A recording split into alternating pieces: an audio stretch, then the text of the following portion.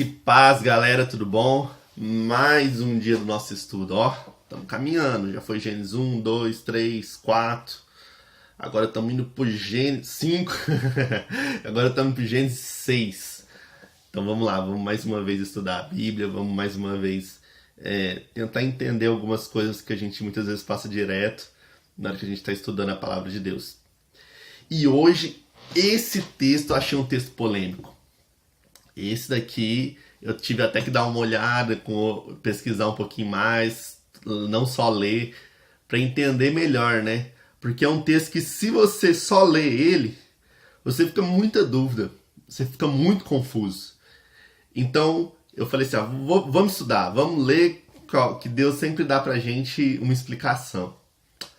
E a grande polêmica desse texto, já vamos começar com ela, é sobre os nefilins. Não sei se você já ouviu falar, se você ouviu, tem altas teorias sobre os nefilins. Como é que fala? Foi os anjos que dormiram com as mulheres, com os homens e criaram semideuses, semi-anjos. Foi gigantes. Nossa, tanta teoria que tem, que fala que tem gente que fala até que é ET, né? Então, assim, pela luz da Bíblia, vamos procurar entender melhor o que é isso. Vamos lá? Vamos lá, vamos começar lendo então Gênesis 6. Gênesis 6 fala assim. A corrupção da humanidade. Quando os homens começaram a multiplicar-se na terra e nasceram filhas, os filhos de Deus viram que as filhas dos homens eram bonitas e escolheram para si aquelas que lhe agradaram. Então disse o Senhor: por causa da perversidade do homem, meu espírito não contenderá com ele para sempre. Ele só viverá 120 anos. Naqueles dias havia nefilins. Primeira vez que cita essa palavra. Naqueles dias havia nefilins na terra. E também, posteriormente, quando os filhos de Deus possuíram as filhas dos homens e elas lhe deram filhos, eles foram os heróis do passado, homens famosos. O Senhor viu que a perversidade do homem tinha aumentado na terra, que toda a inclinação dos pensamentos do seu coração era sempre e somente para o mal. Então o Senhor arrependeu-se de ter feito o homem sobre a terra, e isso cortou-lhe o coração. Disse o Senhor: farei desaparecer da face da terra o homem que criei, os homens e também os animais, grandes e pequenos, e as aves do céu. Isso aqui já traz outro tempo. Além dos nefilins, além da idade de 120 anos, que era o máximo, fala agora sobre que Deus estava arrependido da terra. Aí lembramos de quê? De dinossauros, né? Que tem a teoria que morreu por causa... Então, a Bíblia também cita eles. Onde que eu parei? Aqui, farei desaparecer da face da terra o homem que criei, os homens e também os animais, grandes e pequenos, e as aves do céu. Arrependo-me de havê-los feito. A Noé, porém, o Senhor mostrou benevolência. A arca de Noé. Esta é a história da família de Noé. Noé era um homem justo, íntegro, entre o povo da sua época. Ele andava com Deus. Noé gerou 3 filhos, Sem, Cã e Jafé. Ora, a terra estava corrompida aos olhos de Deus e cheia de violência. Ao ver como a terra se corrompera, pois toda a humanidade havia corrompido a sua conduta, Deus disse a Noé: darei fim a todos os seres humanos, porque a terra encheu-se de violência por causa deles. Eu os destruirei com a terra. Você, porém, fará uma arca de madeira de cipreste, divida em compartimentos e revista de piche por dentro e por fora.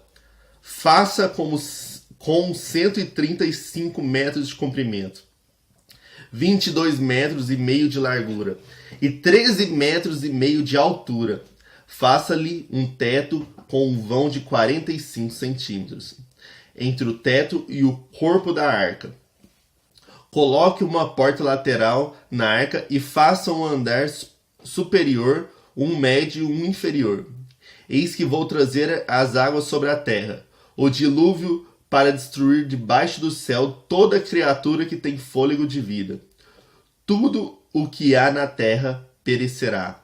Mas com você estabelecerei a minha aliança, e você entrará na arca com seus filhos, sua mulher e as mulheres de seus filhos. Faça entrar na arca um casal de cada um dos seres vivos, macho e fêmea, para conservá-los vivos com você.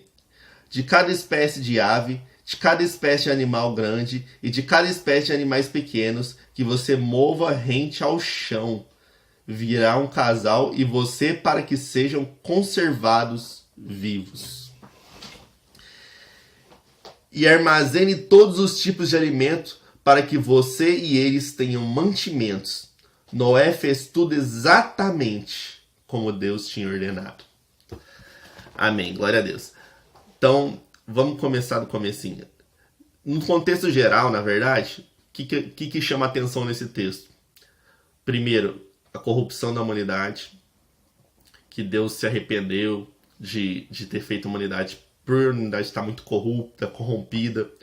Mas antes disso, a gente vê sobre os nefilins, sobre o que a gente vai ter a maior polêmica desse texto.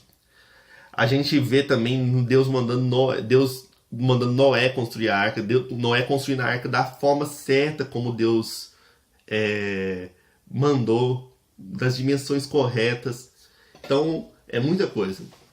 E para isso, que nem eu falei, como é um texto muito, muito confuso, às vezes, muito complexo, eu precisei usar 3 Bíblias. Ó, meu tablet aqui, essa Bíblia aqui e essa Bíblia aqui. Para que eu tire a dúvida mesmo. Você vê que o trem não é fácil. Vamos começar. Ó, no começo, em Gênesis 6, fala assim, que para a gente já começar a explicar os nefilins, quando os homens começaram a multiplicar-se na terra, eles nasceram filhas, e os filhos de Deus viram que as filhas dos homens eram bonitas, e escolheram para si aquelas que lhe agradaram. Se você ler só assim, os filhos de Deus, os filhos dos homens, aí você fica perdido, você fala assim, então tinha os filhos de Deus, então tinha os filhos dos homens, então o que te faz? Remete? O que você faz se você... O que te remete quando você lê isso? Aí sua cabeça começa a bugar. Por quê? Porque começa assim, então tem as pessoas que Deus criou e tem as pessoas que Deus não criou. Tem as pessoas que Deus criou, tem a pessoa que o diabo criou. Você começa a criar muita coisa na sua mente e a gente acaba fantasiando em vez de tentar entrar no texto e entender o que está acontecendo. O que está acontecendo? Quando a Bíblia fala que os filhos de Deus se apaixonaram pelas filhas dos homens, a gente vê claramente que é os descendentes de Sete que começaram a buscar a Deus com os descendentes de Caim. Entendeu? Que se distanciaram de Deus. Tá, então entendendo isso, aí no próximo fala assim, daqueles dias, no versículo 4, haviam nefilins. Aí que entra a nossa grande questão. O que é esses nefilins? Se você pegar Números 13 e 33 no hebraico, original, eles vão citar essa palavra. Vai falar nefilins. E vamos ler Números 13 e 33. Eu vou abrir um monte de Bíblia aqui para eu não me confundir, ó. Em Números 13 e 33 fala assim: também vimos ali gigantes, também vimos ali nefilins, filhos de Anak, descendente dos gigantes.